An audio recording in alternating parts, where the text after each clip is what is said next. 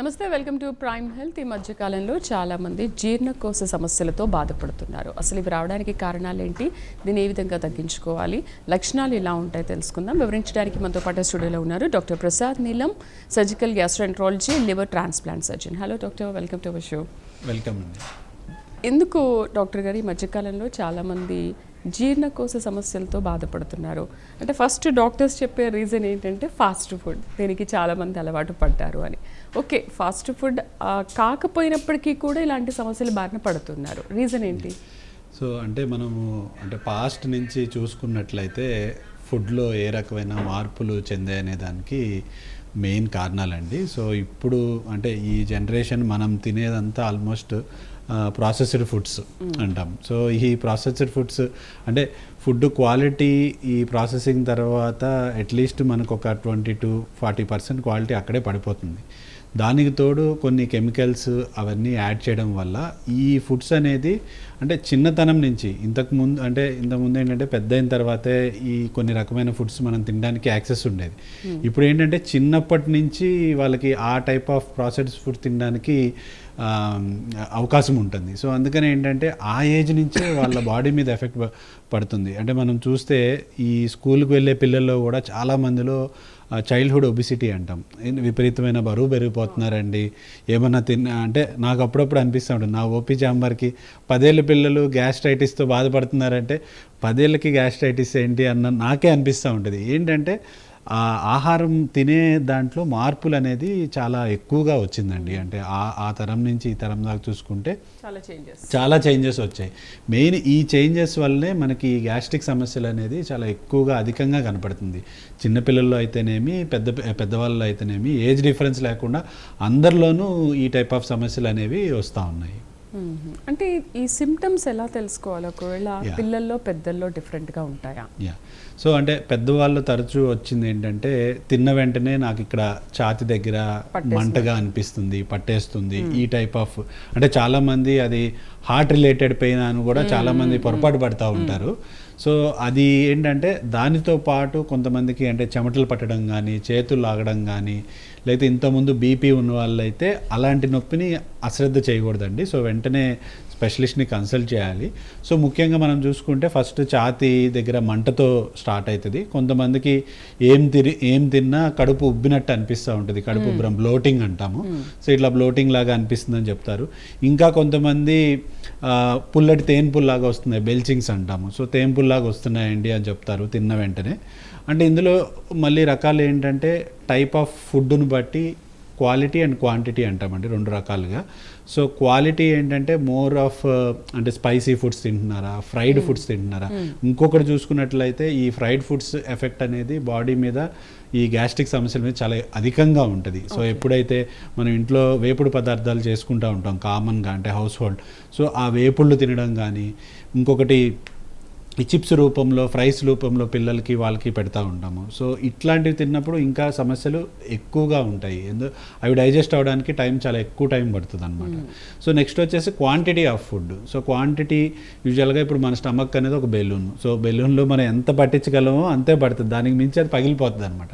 So అదేవిధంగా quantity కూడా మనం మితంగా ఎక్కువసార్లు తింటే ఈ టైప్ ఆఫ్ సమస్యలు రాకుండా ఉంటాయి. సో పెద్దవాళ్ళలో ఇంకొకటి కామన్గా ఏంటంటే తినగానే కడుపంతా బరువుగా అనిపిస్తుంది సార్. సో ఈ టైప్ ఆఫ్ సిమ్టమ్స్ చెప్తూ ఉంటారు. సో ఇట్లాంటి సిమ్టమ్స్ ఉన్నాయి అంటే మీకు ఐదర్ మనం తీసుకునే ఫుడ్లో కానీ లోపం ఉండాలి, లేదా ఫుడ్ తినే టైమింగ్లో కానీ ఏదైనా లోపాలు ఉండాలి. సో ఇవి గ్యాస్ట్రైటిస్ అంటాం కామన్ టెర్మినాలజీలో. నాకు గ్యాస్ ఉంది అంటారు. అది కాస్త ఇంకా కొంచెం అధికంగా ఇంకా సివియర్గా అయితే గ్యాస్ట్రిక్ అల్సర్గా ఫామ్ అవుతుంది. పుండు అనమాట, పొట్టలో పుండు పడ్డం. జస్ట్ లైక్ మనకి ఇక్కడ ఏదైనా పుండు పడితే మనకి హీల్ అవ్వడానికి చాలా టైం పడుతుంది కదా. సో అట్లాగే పొట్టలో కూడా మనకి ఏదైనా పుండు పడితే హీల్ అవ్వడానికి చాలా టైం పడుతుంది. ఫస్ట్ ఇనీషియల్ 2 డేస్లో వస్తారు, వచ్చి ట్యాబ్లెట్స్ వాడతారు. ఆ ట్యాబ్లెట్స్ తీసుకుని 2 రోజులు బాగుంటుందండి, తర్వాత తగ్గట్లేదు అని కూడా చెప్తూ ఉంటారు. ఎందుకు అంటే ఇప్పుడు మనకు ఒక పుండు తగ్గడానికి ఇంత స్పెసిఫిక్ టైం అనేది పడుతుంది మన హీలింగ్ కెపాసిటీని బట్టి. ఆ టైంలో మరలా మనము యాసిడ్ ప్రొవోక్ చేసే ఏమైనా తింటే అది హీల్ అవ్వడానికి మనం టైం ఇవ్వట్లా. అది ఏంటంటే మెడిసిన్స్ ద్వారా మనం ఆ యాసిడ్ అవుట్పుట్ అనేది తగ్గించి హీలింగ్కి ఆ టైం అనేది మనము సపోర్ట్ చేస్తూ ఉంటాం అనమాట. అట్లా అంటే ఇప్పుడు దాన్ని నెగ్లెక్ట్ చేస్తే ఈ విధంగా మారే అవకాశం. ఫస్ట్ గ్యాస్ట్రైటిస్ అని స్టార్ట్ అవుతుందండి. ఆ గ్యాస్ట్రైటిస్ అనేది ఎప్పుడైతే సివియర్గా వెళ్తుందో అల్సర్ దశకు వస్తుంది. అల్సర్ నుంచి ఇంకా రకరకాల కాంప్లికేషన్స్ వస్తూ ఉంటాయి అన్నమాట. మరి పిల్లల్లో అయితే symptoms? పిల్లల్లో ఏంటంటే చాలా వరకు అంటే వాళ్ళు సిమ్టమ్స్ సరిగ్గా చెప్పలేకపోతారు. అంటే ఇట్లా క్లాసికల్గా పెద్దవాళ్ళు ఉన్నట్టు చెప్పలేరు. వాళ్ళు చెప్పేది ఏంటంటే తింటే పొట్ట నొప్పి వస్తుంది, ఇది ఒక్కటి చెప్పగలుగుతారు. ఇంకా కొంతమంది ఏంటంటే ఇట్లా వెనక్కి వచ్చినట్టు పైకి ఇట్లా తంతుంది అన్నట్టు చెప్తూ ఉంటారు. సో పిల్లల్లో చాలా డిఫరెంట్ వేరియేషన్ లాగా ఉంటుంది. సో వాళ్ళకి అంటే ట్రీట్మెంట్ ఒకటే ఉంటుంది, బట్ కారణాలు డిఫరెంట్గా ఉంటాయి. పిల్లల్లో ఏంటంటే ఎక్కువ ఇప్పుడు నేను చూస్తుంది ఏంటంటే అధికంగా జంక్ ఫుడ్స్. అంటే ఒక పేరెంట్ వచ్చి నాకు కంప్లైంట్ చేస్తున్నాను, సార్ మీరు చెప్పాలి సార్, మా వాడు ఎప్పుడు నూడిల్స్ తింటూ ఉంటాడు, డైలీ నూడిల్స్ అడుగుతాడు, డైలీ నూడిల్స్ ఎలా తింటున్నారా నాన్న నువ్వు, నాకే ఆశ్చర్యంగా ఉంటుంది. సో అట్లా చెప్తూ ఉంటారనమాట. సో ఆ ఫుడ్స్ అనేది చిన్నపిల్లల దశలో నుంచే మనం కొంచెం కంట్రోల్ చేసుకోగలిగితే పెద్ద అయిన తర్వాత వాళ్ళకి ఇట్లాంటి సమస్యలు రాకుండా ఉంటాయి. ఓకే, అసలు జంక్ ఫుడ్ అంటే ఏంటి, ఏమేమి వస్తాయి అందులో? జంక్ ఫుడ్స్ అంటే ఇప్పుడు మనము కామన్గా తినేదే. ఇప్పుడు నా దృష్టిలో ఏంటంటే జంక్ ఫుడ్స్ అంటే ఏదో బయట మనం ఫ్రైడ్ రైస్, పానీపూరీలు, ఈ నూడిల్స్ ఇవే అనుకుంటాం. కానీ ఇంట్లోనే మనం చాలాసార్లు జంక్ చేసుకుంటాం మనకు తెలియకుండా, ఫ్రైడ్ ఆయిల్. That's what. ఇప్పుడు కాకపోతే ఏంటంటే బయట దానికి మనకి ఏంటంటే డిఫరెన్స్ అంటే మనం కొంచెం ఫస్ట్ హ్యాండ్ ఆయిల్ వాడతాము, ఆయిల్ మళ్ళీ దేనికి యూజ్ చేయము. బయట ఏంటంటే అదే ఆయిల్ని మళ్ళీ ప్రాసెస్ చేసి దాంట్లో ఉన్న కెమికల్స్ అంటే కార్సినోజన్స్ తయారవుతాయి. రెండు ఈ గ్యాస్ట్రైటిస్ కాజ్ చేసే పదార్థాలు కూడా తయారవుతాయి అన్నమాట. సో ఇంట్లోనే మనము ఈ ఫ్రైడ్ ఫుడ్స్ తయారు చేసుకుంటాము, వడియాలని, అప్పడాలని, చిప్స్ అని. సో ఈ రకమైన చేసుకుంటాం.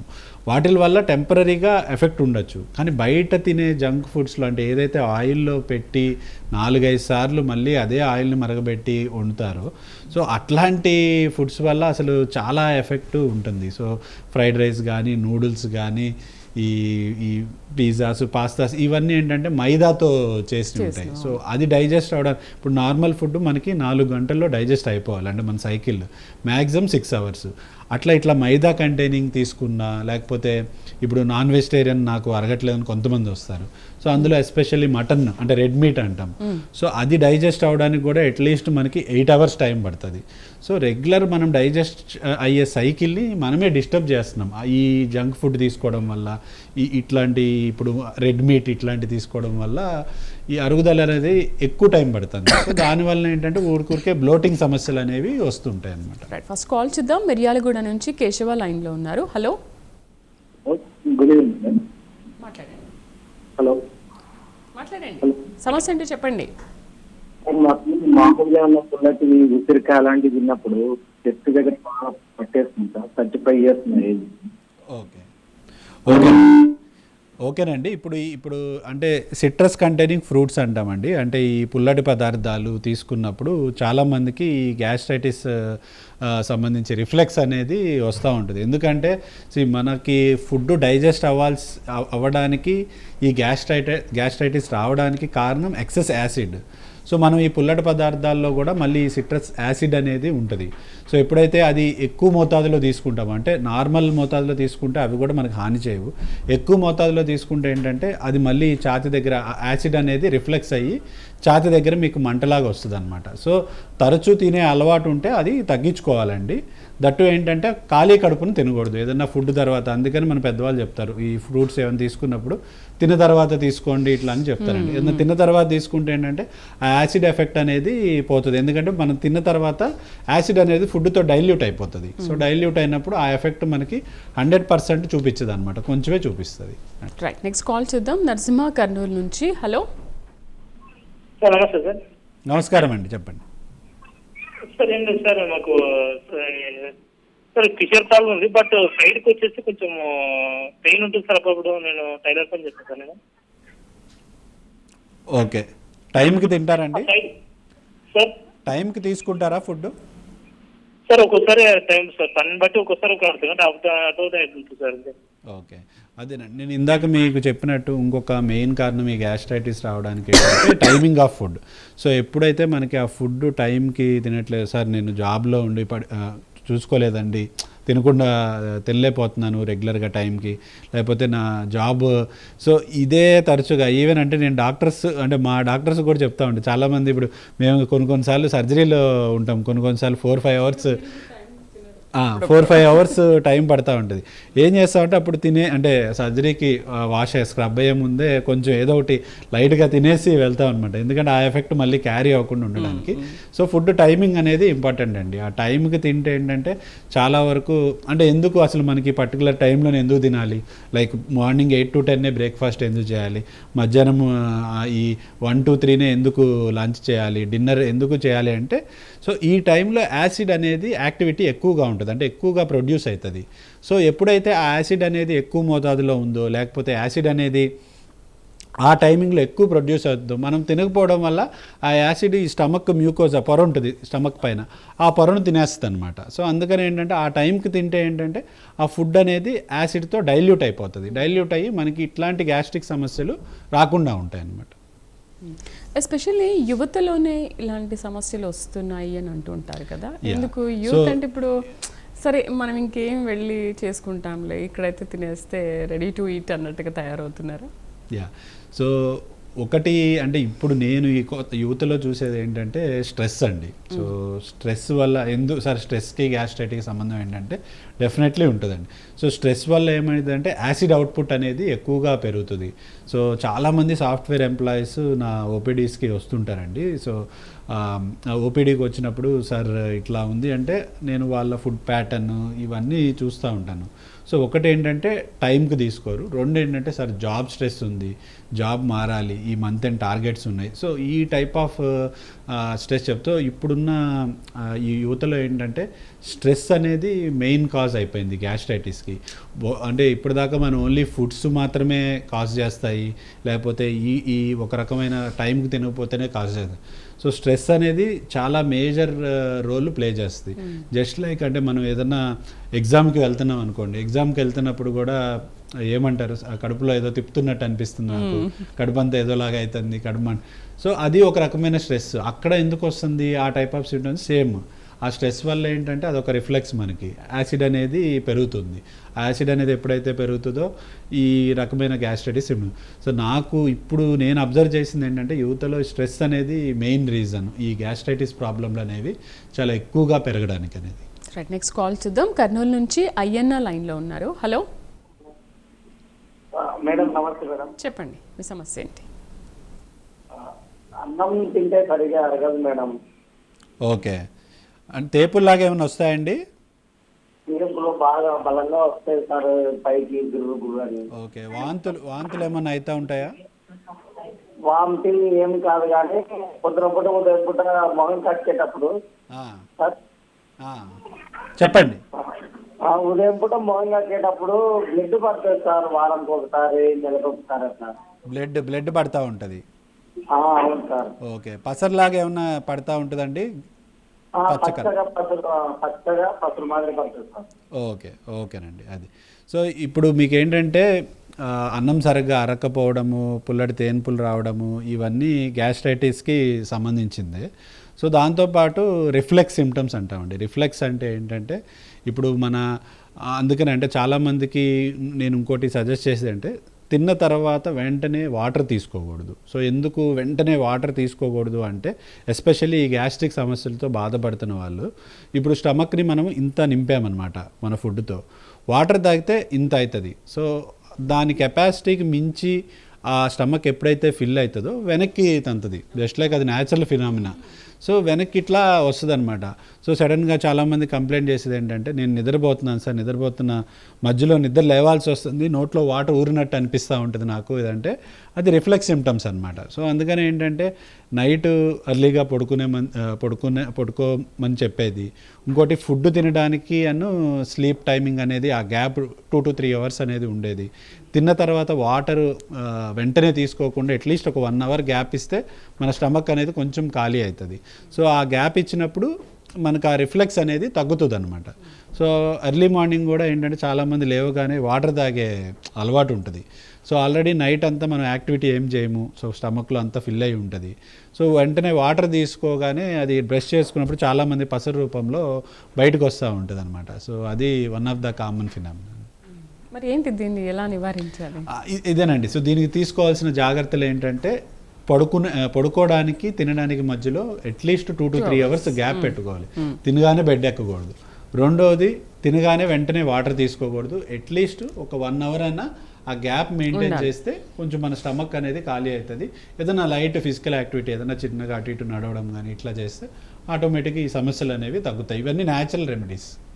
ఈ గట్ హెల్త్ అంటూ ఉంటారు కదా, ఏంటి గట్ హెల్త్ నియమాలు? గట్ హెల్త్, ఇప్పుడు గట్ హెల్త్ అంటే ఏంటంటే ఇప్పుడు మనము ఇప్పుడు అసలు మనం ఇది జీవించడానికి తినడం అనేది ఆగదు. సో ఈ తినడం అనే ప్రాసెస్ అనేది ఆగదు. సో కానీ తింటంటే నాకు కడుపంతా ఏదో అరగట్లేదు సార్, తింటంటే నాకు ఏమీ సరిగ్గా వంట పట్టట్లేదు, నేను ఎక్కువగా బరువు పెరగట్లేదు. సో ఇవన్నీ ఏంటంటే ఒకదానికొకటి లింక్డ్ అప్ అనమాట. సో వీటన్నిటిని అంటే మనం కలగలుపుకొని, అంటే తినగానే కొంతమంది మోషన్ పాస్ చేస్తారు, తినగానే వెంటనే మోషన్ ఫీలింగ్ వస్తుందని చెప్తారు. కొంతమంది ఏంటంటే అసలు మోషనే అవ్వదు సార్, నాకు 2-3 రోజులైనా అంటారు. సో ఇవన్నీ ఏంటంటే మన గట్లో ఉన్న బ్యాక్టీరియా ఏదైతే ఉందో గట్లో బ్యాక్టీరియా, సో దాని కంపోజిషన్ బట్టి ఆధారపడి ఉంటుంది. సో మనకి మోషన్ గట్టిగా అవ్వాలన్నా, మోషన్ లూజ్గా అవ్వాలన్నా, తిన్న సరిగ్గా అరగాలన్నా, మన బాడీకి వంట పట్టాలన్నా వీటన్నిటికీ కారణం గట్ బ్యాక్టీరియా. సో ఎప్పుడైతే ఇప్పుడు సార్ నేను హాస్టల్లో ఉంటాను, రోజు బయటే తింటాను అని చెప్తూ ఉంటారు. సో అట్లా బయట తినడం వల్ల ఏమైంది అనేది ఈ మంచి బ్యాక్టీరియా పోయి చెడు బ్యాక్టీరియా అనేది గ్రో అవుతూ ఉంటుంది అనమాట. చెడు బ్యాక్టీరియా గ్రో అయ్యి మంచి బ్యాక్టీరియాని సరిగ్గా బతకనివ్వదు లోపల. ఈ మంచి బ్యాక్టీరియా మన దేనికి ఉపయోగపడుతుంది? ఈ ఫుడ్ డైజెస్ట్ అవ్వడానికి కానీ, మోషన్ సరిగ్గా రావడానికి కానీ, వీటన్నిటికీ. సో వీటన్నిటిని కలగలిపితే దాన్ని గట్ హెల్త్ అంటాం. గట్ హెల్త్ అంటే నిజంగా ఏంటంటే మన బాడీలో ఉన్న మంచి బ్యాక్టీరియా ఎంత పర్సంటేజ్ ఉంది, సో దాన్ని రిలేటెడే ఈ గట్ హెల్త్ కాన్సెప్ట్ అనేది వచ్చిందనమాట. సో నెక్స్ట్ మనకి ఏదైనా ఇప్పుడు హెల్త్ ఈజ్ వెల్త్ అని ఊరికే అన్నాం కదా, సో మన ఆస్తులు ఏంటంటే ఇవే గట్ హెల్త్, మన రెగ్యులర్ హెల్త్. సో ఇట్లాంటివి చూసుకోవడం. కాల్ చూద్దాం. బళ్ళారి నుంచి చైతన్య లైన్లో ఉన్నారు. Hello hello hello hello good afternoon. ఎక్కడి నుంచి మాట్లాడుతున్నారు? బళ్ళారి. ఓకే, మీ సమస్య ఏంటి చెప్పండి. మా తమ్ముడు కోసం అడగాలనుకుంటున్నా. చెప్పండి. 2017 నుంచి డిఆర్డి ఉంది అని చెప్పారు తమ్ముడికి. 3 times ఎండోస్కోపీ అయింది, అయినా కూడా వాడికి క్యూర్ లేదు. లైక్ ప్రోటాన్ పంప్ ఇన్హిబిటర్స్ తీసుకుంటున్నా కూడా తగ్గట్లేదు. సో ఏదైనా ఆప్షన్, వేరే ఆప్షన్స్ ఉన్నాయా అని అడగడానికి కాల్ చేస్తాను. సో ఇప్పుడు జీఈఆర్డి సమస్య ఉందండి మీకు. సో జీఈఆర్డి అంటే గ్యాస్ట్రోఇసోఫేజియల్ రిఫ్లెక్స్ డిసీజ్. అదే నేను అంటే జస్ట్ మనకు వాడుక భాషలో ఏంటంటే తిన్న తర్వాత ఇట్లా వెనక్కి వస్తుందని నేను చెప్తాం. So reflex symptoms. సో వీటికి మనం రెగ్యులర్గా గ్యాస్ ట్యాబ్లెట్స్, అంటే ఇప్పుడు వాళ్ళు చెప్పినట్టు ప్రోటాన్ పంప్ ఇన్హిబిటర్స్ అంటాం, అంటే ఇప్పుడు గ్యాస్ ట్యాబ్లెట్, ప్యాంటాప్ అట్లా తీసుకుంటూ ఉంటారు.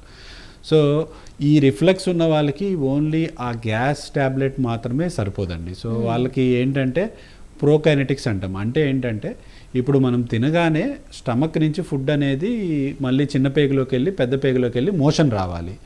సో ఆ మోషన్ మొటిలిటీ అనేది కొంతమందిలో తగ్గుతుంది అనమాట. అట్లాంటి తగ్గిన వాళ్ళకి ఫుడ్ తినగానే స్టమక్లో ఉండిపోతే ఇట్లా రిఫ్లెక్స్ రావడము, గ్యాస్ ఎక్కువగా ఊరుకూరుకు పెద్ద పెద్ద సౌండ్స్ చేస్తూ ఉంటారు చాలామంది.